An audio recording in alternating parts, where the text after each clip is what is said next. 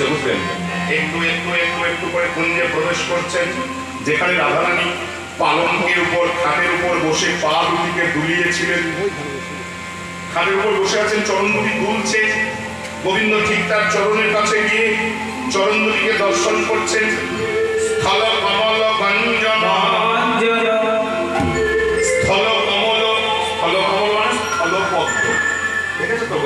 স্থলপদ্মের গাছ হয়, তার থেকেও নরম গোলাপি গোলাপি তোমার চরণ দুটো। স্থল কমল গঞ্জন মম হৃদয়